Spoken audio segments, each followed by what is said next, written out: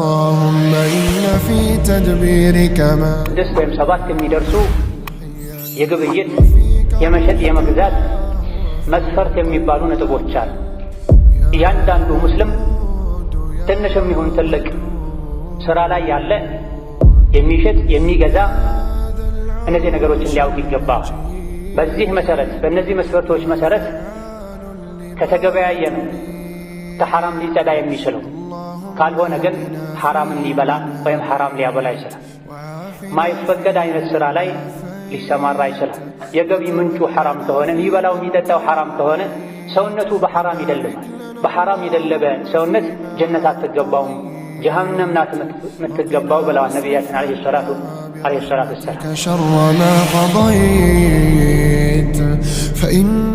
ለዚህ ርዝቅህ በረካ እንዲኖረው ለልጆችህ ንጹህ ነገር አውርሰህ ሰጥተህ እንድታልፍ አላህ ዘንድ ተባረከ ወተዓላ ኬላ ላይ ከመያዝ እንድትድን ማንኛውም ነገር ስትሸጥም ይሁን ስትገዛ ሊሟሉ የሚገባቸው መስፈርቶች እንድታውቅ ይገባል። መስማማት ከሌለበት ሽያጭ እንኳ ቢሆን ዕቃውን ቀምቶ ገንዘብ ፊቱ ላይ ወርውሮ መሄድ፣ በጉልበት በስልጣን ማስገደድ ሽያጭ አያስብለው። ነቢም ዓለይሂ ሰላቱ ወሰላም በሶሒህ ሐዲታቸው ኢነመል በይዑ ዐን ተራድን ብላ ሽያጭ የሚባለው መሸጥ መግዛት የሚባለው መፈቃቀድ ካለ ነው፣ መስማማት ካለ ነው ብላ። የፍቅህ ዑለሞች አስገድዶ መሸጥ አይጸድቅም ብላ። ليس من يقطع طرقا بطلا إنما من يتقي. الحمد لله الذي رفع قدر العلم وأهله وأمر بالتفقه في دينه، وأشهد أن لا إله إلا الله وحده لا شريك له، وأشهد أن محمدًا عبده ورسوله الذي بين الحلال والحرام لأمته صلى الله عليه وعلى آله وأصحابه الدائبين في طاعته وسلم تسليمًا كثيرا.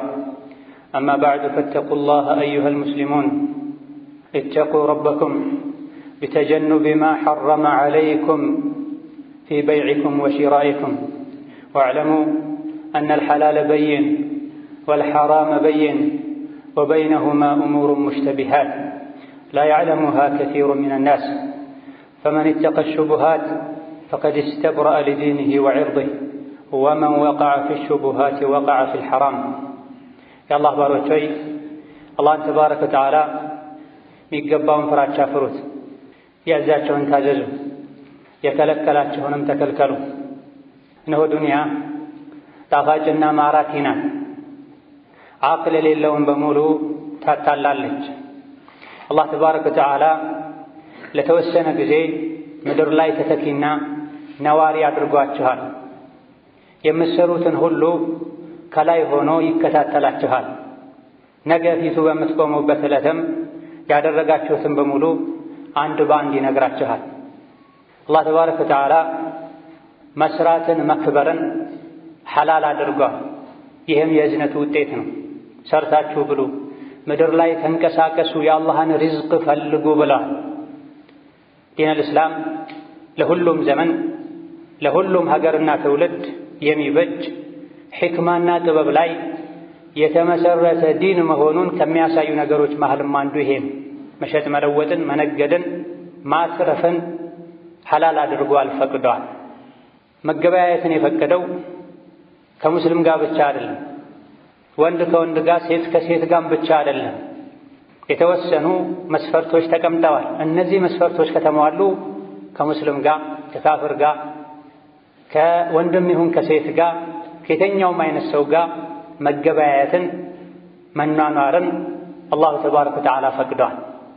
ነገር ግን ማንኛውም ወደ ሥራ መግባት የሚፈልግ ሙስሊም ወደ ሥራና ወደ ንግድ ከመግባቱ በፊት የዲን ሕግጋትን ሊያውቅ ይገባል።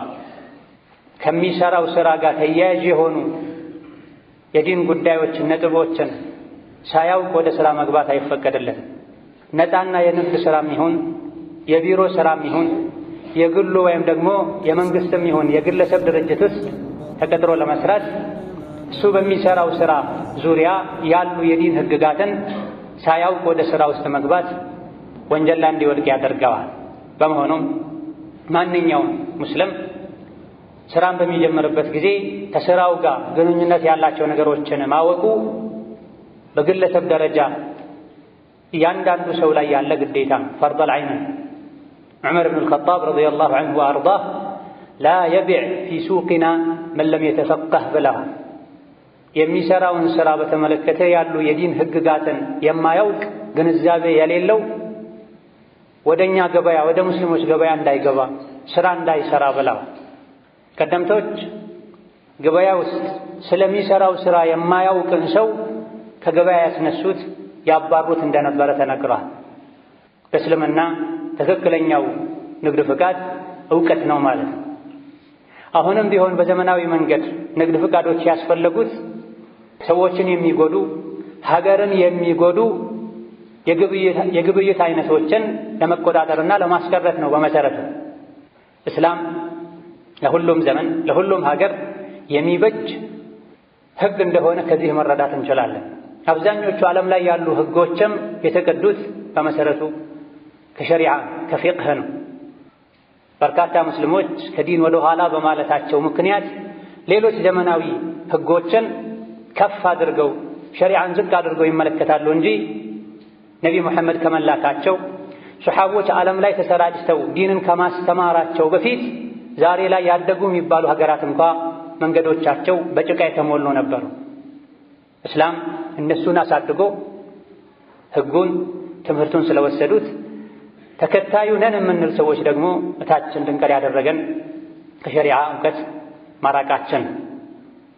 ማንኛውም ሰው ወደ ሥራ ዓለም ከመግባቱ በፊት ሊያውቃቸው የሚገቡ የዲን ህግጋት ከተጠበቁ መሸጥ፣ መነገድ፣ መስራት በዲናችን የተፈቀደ ነው።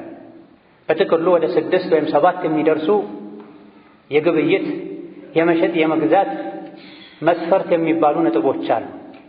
እያንዳንዱ ሙስሊም ትንሽም ይሁን ትልቅ ስራ ላይ ያለ የሚሸጥ የሚገዛ እነዚህ ነገሮችን ሊያውቅ ይገባል። በዚህ መሰረት በእነዚህ መስፈርቶች መሰረት ከተገበያየ ነው ከሐራም ሊጸዳ የሚችለው። ካልሆነ ግን ሐራምን ሊበላ ወይም ሐራም ሊያበላ ይችላል። ማይፈቀድ አይነት ስራ ላይ ሊሰማራ ይችላል። የገቢ ምንጩ ሐራም ከሆነ የሚበላው የሚጠጣው ሐራም ከሆነ ሰውነቱ በሐራም ይደልማል። በሐራም የደለበ ሰውነት ጀነት አትገባውም፣ ጀሃነም ናት የምትገባው ብለዋል ነቢያችን ዓለይሂ ሰላቱ ወሰላም። ስለዚህ ርዝቅህ በረካ እንዲኖረው ለልጆችህ ንጹህ ነገር አውርሰህ ሰጥተህ እንድታልፍ አላህ ዘንድ ተባረከ ወተዓላ ኬላ ላይ ከመያዝ እንድትድን ማንኛውም ነገር ስትሸጥም ይሁን ስትገዛ ሊሟሉ የሚገባቸው መስፈርቶችን እንድታውቅ ይገባል። አንደኛውና የመጀመሪያው የመግዛትና የመሸጥ መስፈርት ቅድመ ሁኔታ መስማማት ነው። ሻጭና ገዥ የተስማሙ መሆን አለበት። ከሁለት አንዱ ሳይስማሙ ፈቃደኛ ሳይሆኑ የተፈጸመ ግብይት ሐራም፣ ማጭበርበር፣ መዝረፍ ነው። የሰውን ሐቅ ያለ አግባብ መብላት ነው። አላህ በተከበረው ቃሉ እናንተ የሰው ልጆች ሆይ በመካከላችሁ ገንዘቦቻችሁን በሐራም አትብሉ፣ ፈቃደኞች ሆናችሁ በመሸጥ በመለወጥ መልኩ ካልሆነ በስተቀር የእርስ በርሳችሁን ገንዘብ በሐራም አትብሉ ብላ በባጥል አትብሉ ብላ። መስማማት ከሌለበት ሽያጭ እንኳ ቢሆን ዕቃውን ቀምቶ ገንዘብ ፊቱ ላይ ወርውሮ መሄድ፣ በጉልበት በስልጣን ማስገደድ ሽያጭ አያስብለው። ነቢም ዓለይሂ ሰላቱ ወሰላም በሶሒሕ ሐዲታቸው ኢነመል በይዑ ዐን ተራድን ብላ ሽያጭ የሚባለው መሸጥ መግዛት የሚባለው መፈቃቀድ ካለ ነው፣ መስማማት ካለ ነው ብላ። የፍቅህ ዑለሞች አስገድዶ መሸጥ አይጸድቅም ብላ። ነገር ግን ማስገደዱ ያለ አግባብ ከሆነ ነው። በአግባብ ከሆነ ማስገደዱ ይቻላል። የሰው ገንዘብ ተበድሮ አልመለስም ያለ የተለያዩ ንብረቶች ያሉት ሰው ባለስልጣናት አስገድደው ንብረቱን ሸጠው ለባለ ሐቆች ሊመልሱ ይችላል። ይሄ ተፈቅዷል። አግባብነት ያለው ማስገደድ ይባላል። ከዚህ ውጪ ያለ አግባብ አስገድዶ መሸጥ ትክክል አይሆንም። አስገድዶ ገዝቶ የወሰደ ሰው ንብረቱን መጠቀም ሐላል አይሆንለት፣ የኔ ነው ማለትም አይችልም። ስለዚህ በሙሉ ፈቃደኝነት የተመሰረተ መሆን አለበት መግዛቱም መሸጡም። ሌላኛው የመሸጥና የመግዛት መስፈርት ግዢና ሽያጩን የሚፈጽሙ ሁለቱ ወገኖች እንዲህ አይነት ውሳኔ የመወሰን አቅምና ብቃት ያላቸው መሆን አለባቸው። ውሳኔ ማስተላለፍ መወሰን የሚችሉ መሆን አለባቸው። ይሄም ሊሆን የሚችለው አንደኛ አእምሯቸው ጤነኛ በመሆን፣ ሁለተኛ ከሞኝነት የጠሩ በመሆን፣ እንደዚሁ ደግሞ ከሕፃንነት ከፍ ያሉ ሆነው የሚያደርጉትን የሚሸጡትን የሚገዙትን የሚያውቁበት ዕድሜ ላይ ያሉ መሆን አለባቸው። የአእምሮ በሽተኛ ወይም እብድ የሸጠውም ይሁን የገዛው አይጸድቅም፣ ትክክል አይሆንም። ከቤት ዕቃ አንስቶ አእምሮ በሽተኛ የሆነ ሰው ከሌላ ሰው አውጥቶ ቢሸጥ እሱ ገዝቶልኝ ነው ብሎ መውሰድ አይችልም። ቢገዛም እንደዚሁ ከቤት ገንዘብ አንስቶ ሄዶ ዕቃ ገዝቶ ቢያመጣ ቤተሰቦቹ ዕቃውን መልሰው ገንዘባቸውን መቀበል ይችላል። በምንም መልኩ አእምሮ በሽተኛ የሸጠው ዕቃ የገዛው ዕቃ አይጸድቅም፣ ውሉ አይጸድቅም። ሕፃናትን በተመለከተ ሙመይዝ ካልሆኑ ነገሮችን ለይተው የሚያውቁበት ዕድሜ ላይ ካልደረሱ ከ8 ዓመት በታች ከሆኑ በምንም መልኩ የእነሱ ሽያጭ አይጸድቅም። ጥቃቅን ነገሮችን ቤተሰብ ገዝተው እንዲያመጡ እንደላኳቸው ካልተረጋገጠ በስተቀር ነገር ግን የተሚይዝ ዕድሜ ላይ የደረሱ ነገሮችን ለይተው የሚያውቁበት ዕድሜ ላይ የደረሱ ግን ለአካለ መጠን ያልደረሱ ከሆነ በሁለት መስፈርቶች ግዢያቸው፣ ሽያጫቸው ተቀባይነት ያገኛል፣ ይጸድቃል። አንደኛ ጥቃቅን ነገሮች ላይ ከሆነ ሕፃናት ውሳኔ ሊሰጡባቸው የሚችሉ ጥቃቅን ነገሮች ላይ ከሆነ፣ ሁለተኛ ቤተሰብ ካጸደቀው። ቤተሰብ ካላጸደቀ ሕፃን ሊወስንበት የማይችል አይነት ንብረት ከሆነ ለአካለ መጠን ያልደረሱ የሕፃንነት ዕድሜ ላይ ያሉ ልጆች የሸጡት የገዙት ትክክለኛ ሊሆን ሐላል ሊሆን አይችልም። ስለዚህ መግዛት የሚፈልግ ፊት ለፊቱ ያለው መሸጥ የሚፈልገው አካል እነዚህ መስፈርቶችን ያሟላል አያሟላም ማረጋገጥ አለበት። መግዛት ስለሚፈልግ ብቻ ዕቃውን የሰው እጅ ላይ ስላገኘው ብቻ ይዞ ሊሄድ አይገባም። መዝረፍ ይሆናል፣ ማታለል ይሆናል። ይሄ ሁሉ በሸሪዓችን የተከለከለ። ስለዚህ ሁለተኛው የመግዛትና መሸጥ መስፈርት ሻጭና ገዥ የመሸጥና የመግዛት ብቃት ያላቸው መሆን አለባቸው። ሌላኛው የመግዛትና የመሸጥ መስፈርት ቅድመ ሁኔታ የሚገዛውን ወይም የሚሸጠውን ዕቃና ዋጋውን በግልጽ ማወቅ ነው። የሚገዙት ዕቃ ምን እንደሆነ ሳያውቁ መስማማት አይቻልም። የዕቃው ዋጋ ምን ያክል እንደሆነ ሳይታወቅም ገዛው ሸጥኩ ማለት አይቻልም። ማታለል ውስጥ ይገባል። ማታለል፣ ማጭበርበር፣ ሰዎችን የሚጎዳን ነገር ማድረግ በዲናችን የተከለከለ ነው። እንደዚሁ ደግሞ ለግጭትና ለጭቅጭቅ ለጠብም ይዳርጋል። ዕቃውን ሳያዩት ተስማምተው ገንዘብ ከፍሎ ሄዶ ኋላ ላይ ዕቃውን ሲረከብ የፈለገው አይነት ዕቃ ካልሆነለት መጣላቱ አይቀር፣ ገንዘብ መልስ ማለቱ አይቀር። ሸሪዓችን ማንኛውንም ለጠብና ለጭቅጭቅ ለግጭት የሚዳርግን ነገር ከልክሏል፣ በሩን ዘጋግቷል። ስለዚህ ሻጭ ዕቃውን አቅርቦ ገዥ ገንዘቡን ይዞ ሊቀርብ ይገባል። ሁሌ ይሄ ላይሳካ ይችላል። አንዳንዴ በርቀት ሊስማሙ ይችላል። ነገር ግን መታወቅ አለበት በግልጽ ዋጋው፣ የዕቃው አይነት በዝርዝር በግልጽ መታወቅ አለበት። ዋጋውን እዛው ተነጋግረው ሊወስኑ ይችላል። ዕቃው የሚታወቅበት ሁለት መንገድ አለ። አንደኛ በአይን በማየት በእጅ በመዳሰስ ሊታወቅ ይችላል። ቅርብ ከሆነ ያለ ዕቃው ቦታው ላይ ከሌለ ዕቃውን በትክክል መግለጽ የሚያስችለን የዕቃውን ባህሪ፣ ሁኔታ፣ ይዘቱን በማብራራትና በመዘርዘር ቁጥር ያለው ከሆነ በቁጥር ርዝመትና ስፋት ያለው ከሆነ እንደዚሁ የተሰራበት የምርት ዘመን ያለው ከሆነ ፊት ለፊት እንደሚያዩት አድርጎ መግለጽ ከተቻለ ይሄም ያስኬዳል። በዚህ መልኩ ተዋውሎ ዕቃውን ገልጾ የዋጋው መጠን ታውቆ ከተለያዩ ችግር የለው። የግድ እንካ ብርህን አምጣ ዕቃዬን መባባል የለበትም። ወርቅና ወርቅ፣ ብርና ብር፣ ሪባ ያለባቸው ስንዴ በስንዴ ቴምር በቴምር ሲሆን ነው እጅ በእጅ መረካከብ ግዴታ የሚሆን። ሪባ የሌለባቸው ጉዳዮች ላይ እጅ በእጅ መረካከብ ግዴታ ነው የማይባልባቸው ጉዳዮች ላይ የሽያጭ አይነቶች ላይ ገንዘቡን ተቀብሎ ሄዶ እቃውን በኋላ ውሰድ ማለት ይቻላል፣ በቂ በሆነ መልኩ የእቃውን ምንነት ገልጾለት ከተረዳ። አማ ሸጬልሃለሁ፣ እሺ ተስማምቻለሁ ብሎ በደፈናው መሄድ አይቻል። ዋጋውም የእቃው አይነትም በግልጽ መታወቅ አለበት። ዋጋ ላይ ተስማምተው እቃውም ተለይቶ ታውቆ ገንዘብ ሙሉ በሙሉ ወይም በከፊል የሚከፈለው ሌላ ጊዜ ከሆነ የክፍያው ጊዜ በገደብ መታወቅ አለበት።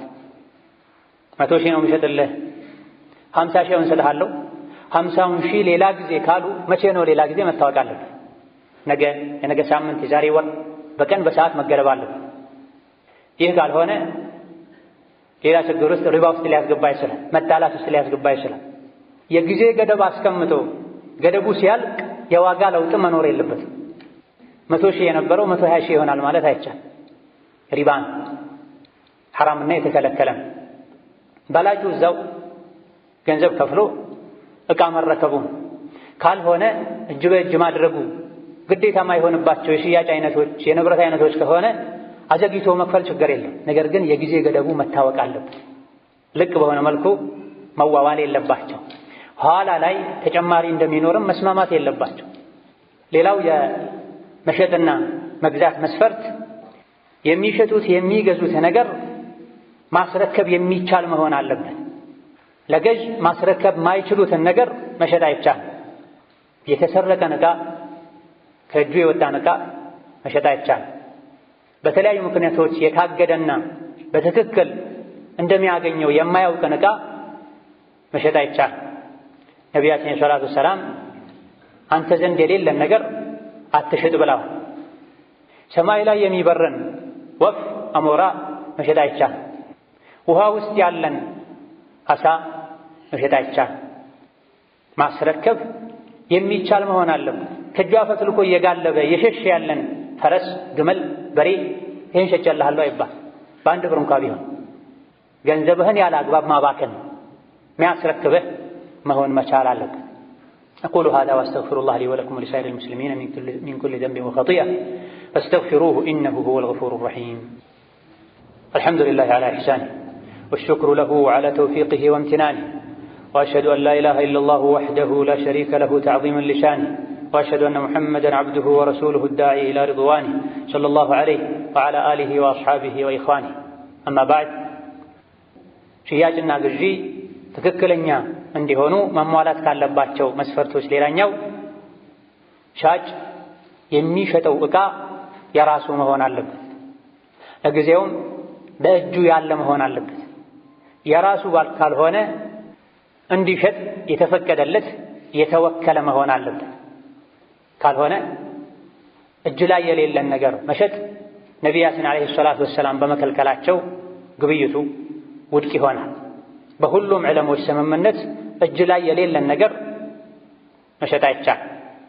ሐኪም ብኑ ሒዛም የሚባሉ ሰሓቢ ለነቢዩ ዓለይሂ ሰላቱ ወሰላም ሰዎች መጥተው የሆነን ዕቃ ይጠይቁኛል፣ ያ ዕቃ እኔ ጋ አይኖርም፣ እሺ ብዬ ሸጬለት ከሌላ ሰው ከገበያ ገዝቼ አምጥቼ ልስተው እንዴ ብሎ ሲጠይቃቸው ላ ተቢዕ ማ ለይሰ ዒንደክ ብለው አንተ ዘንድ የሌለን ነገር እንዳትሸጥ ብለው አንተ ጋር ካለ ለሰዎች ሽጥላቸው፣ ከሌለ እኔ ጋር አልቋል ሌላ ቦታ ሄደህ ግዛ።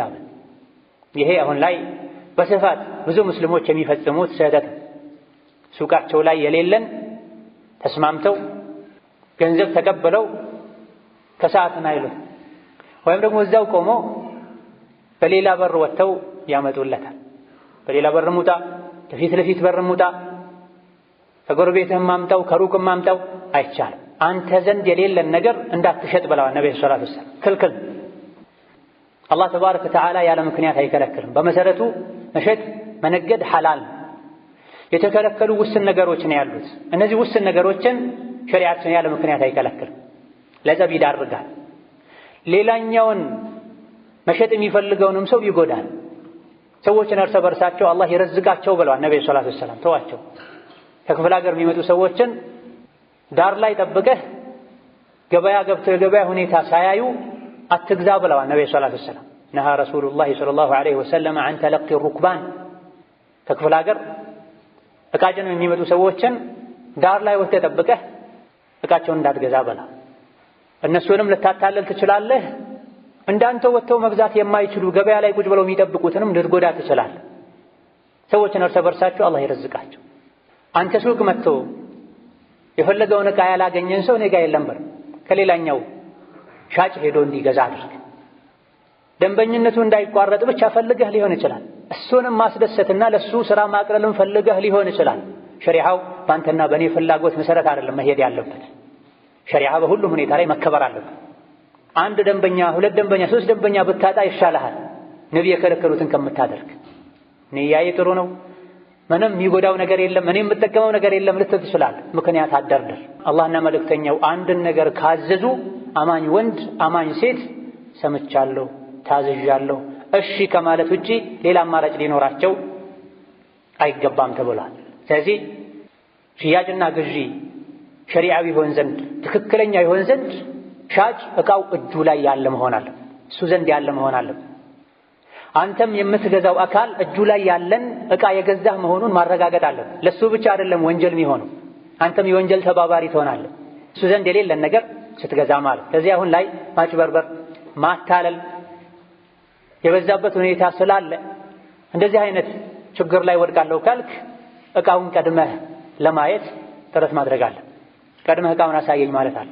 አዎ አለ ብለው ነው ሰራተኛ የሚልኩት፣ አዎ አለ ብለው ነው ወጥተው ከሌላ ቦታ የሚያመጡት። ይህ አይነቱ ወንጀል የሚመለከተው እነሱን ብቻ አይደል፣ አንተንም ይመለከታልና ሻጭ እጁ ላይ የሌለን መሸጥ የለበትም። ገዥም እንደዚሁ እጁ ላይ የሌለን ነገር ከሚሸጥ ሰው ጋር መዋዋል መገበያየት የለበትም። ነብዩ ሰለላሁ ዐለይሂ ወሰለም ከልክለዋል። ከዛ እዚህ ውስጥ የሚካተተው ሌላኛው የተሰረቀን ዕቃ መግዛት የራሱ መሆን ያለበት ያልነው ለዚህ ነው። ወይም እንዲሸጥ የተወከለ መሆን አለበት ያልነው ለዚህ ነው። የሰውን ዕቃ ሰርቆ የሚሸጥ ሰው ለአንተ በገንዘብ እንኳ ቢሸጥልህ ልብህ እያወቀ ይሄን መግዛትህ ዕቃውን ለአንተ ሐላል አያደርግልህም። የሌባ ተባባሪ ሌባ ነው የሚሆን። ሳታውቅ ከሆነ ይሄን ያደረግከው ስታውቅ ተመልሰ ማስተካከል አለብህ። የተሰረቁ ዕቃዎች የሚሸጡበት መሆኑን እያወቅህ ከአንድ ሱቅ ገብተህ ዕቃ መግዛት የለብህም። ምናልባት እዛ ውስጥ የተቀላቀለ ካለ አንተ የገዛኸው ያልተሰረቀው መሆኑን ካላረጋገጥክ በስተቀር በላጩ ከእንዲህ አይነቱ ቦታ ሙሉ በሙሉ መራቅና መጠንቀቅ ነው። ሌላኛው የሽያጭ ቅድመ ሁኔታ መስፈርት ሽያጩ በጊዜው የተወሰነ መሆን አለበት። የተንጠለጠለ መሆን የለበትም። ከሁኔታዎች ጋር ከጊዜ ጋር ተያይዞ በንጠልጥል የቀረ ሽያጭ መሆን የለበትም። ቤቴን እሸጥልሃለሁ ረመዳን ሲመጣ፣ መኪናዬን እሸጥልሃለሁ ወንድሜ ወይም ባለቤቴ ከፈቀዱ እያለው የሚገዛው አካል ተቀብያለሁ ብሎ ገንዘብ ከፍሎ ሊሄድ አይገባም። ገንዘቡን እንኳ በኋላ ሊከፍል ተስማምቶ ሊለያይ አይገባም። የሽያጭ አይባል። ስለዚህ በይዑ ሙነጀዝ መሆን አለበት። እዛው ቁርጥ አድርገው ወስነው ተስማምተው መሄድ አለባቸው። እንዲህ አይነቱ ግብይት ክልክል እንደሆነ አራቱም መዝሀቦች ይስማማሉ። ከሁኔታዎች ጋር ከሰዎች ፈቃድ ጋር ከጊዜ ጋር አያይዞ አንጠልጥሎ መሸጥ አይቻልም። እዛው ያለቀ የተወሰነ መሆን አለበት። ይህ ካልሆነ ኋላ ላይ ጠብ ሊነሳ ይችላል። ሻጭ ዕቃው ሲጨምር ያኔ ተታልያለሁ በቅናሽ ነው የሸጥኩልህ ጨምር ሊለው ይችላል። መሀል ላይ ዕቃቸውን ሳይረካከቡ ሞት ሊከሰት ይችላል። ወራሾች ይህን ላያውቁ ይችላሉ። ዋጋውን በትክክል ላያውቁ ይችላሉ። እዛው ያለቀ መሆን አለበት። ሌላኛው የመሸጥና የመግዛት መስፈርት የሚሸጡት የሚገዙት ዕቃ በሸሪዓ እሱን መጠቀሙ የሚፈቀድ ሐላል የሆነ መሆን አለበት። መጠቀሙ ሐላል ያልሆነ አሊያ ደግሞ በጭራሽ ጥቅም የሌለውን ነገር መሸጥም ይሁን መግዛት በዲናችን የተከለከለ ነው። ጥቅም ቢኖረውም ሰዎች ይጠቅመኛል ቢሉም ቢጠቀሙበትም እሱን መጠቀም በሸሪዓ የተከለከለ ከሆነ አሊያ ደግሞ በሸሪዓ ባይከለከልም ምንም አይነት ጥቅም የሌለው ነገር ከሆነ ለሱ ገንዘብ አውጥቶ መግዛት እሱን እየሸጡ ገቢ ማግኘት በዲናችን የተከለከለ ነው።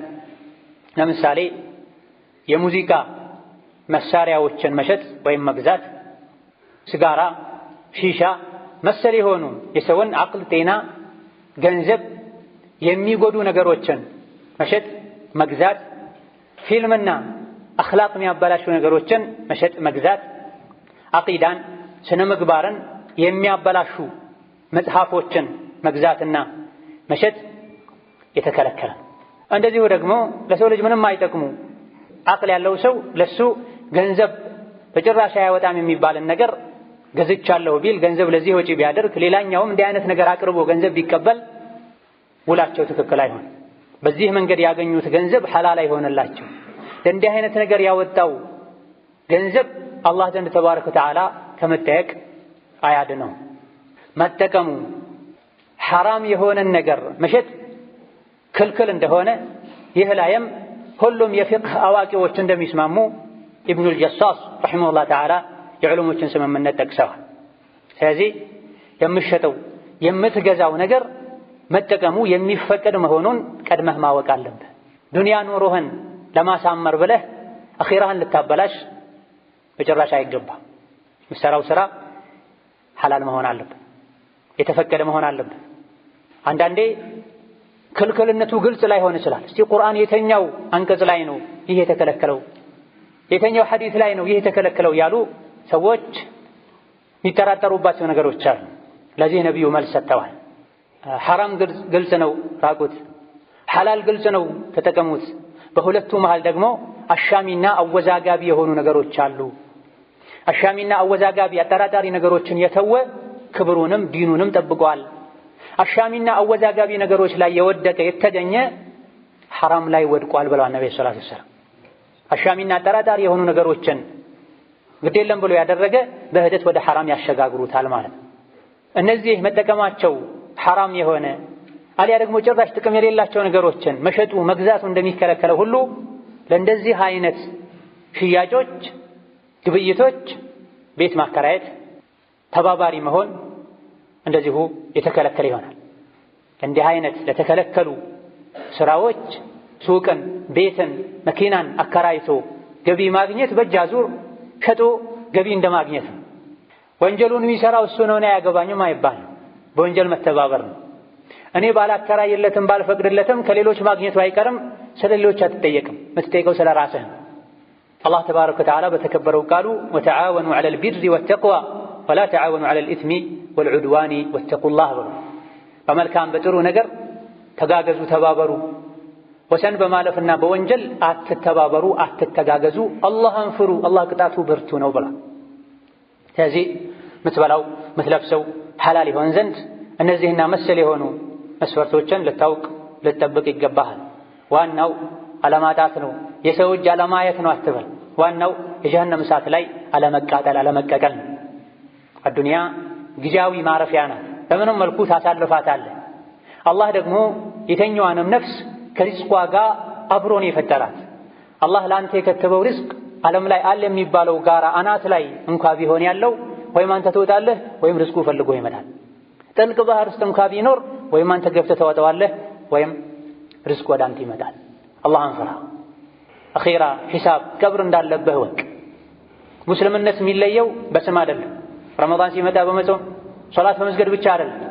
የገንዘብ የነፍስ የስሜት ጉዳይ ላይም አላህን ተባረከ ወተዓላ በመፍራት ሸሪዓን በመከተል ثم صلوا وسلموا على البشير النذير والسراج المنير فقد أمركم بذلك ربكم قائلا إن الله وملائكته يصلون على النبي يا أيها الذين آمنوا صلوا عليه وسلموا تسليما اللهم صل وسلم وبارك على عبدك ورسولك محمد وعلى آله وأصحابه وأزواجه وأتباعه وسلم تسليما كثيرا اللهم أعز الإسلام والمسلمين وأذل الشرك والمشركين ودمر أعداءك أعداء الدين اللهم اجعل هذا البلد آمنا مطمئنا وسائر بلاد المسلمين اللهم اجعل هذا البلد آمنا مطمئنا وسائر بلاد المسلمين اللهم آمنا في أوطاننا اللهم آمنا في أوطاننا اللهم آمنا في أوطاننا وول علينا خيارنا واكفنا شر شرارنا برحمتك يا أرحم الراحمين اللهم ارفع عنا الوباء والبلاء اللهم ارفع عنا الوباء والبلاء اللهم ارفع عنا الوباء والبلاء اللهم أرنا رحمتك كما أريتنا قدرتك اللهم أرنا رحمتك كما أريتنا قدرتك اللهم أرنا رحمتك كما أريتنا قدرتك اللهم لا تحملنا ما لا طاقة لنا به واعف عنا وعافنا اللهم لا تحملنا ما لا طاقة لنا به واعف عنا وعافنا اللهم لا تحملنا ما لا طاقة لنا به فعافنا واعف عنا واغفر لنا ولوالدينا ولجميع المسلمين آمين والحمد لله رب العالمين.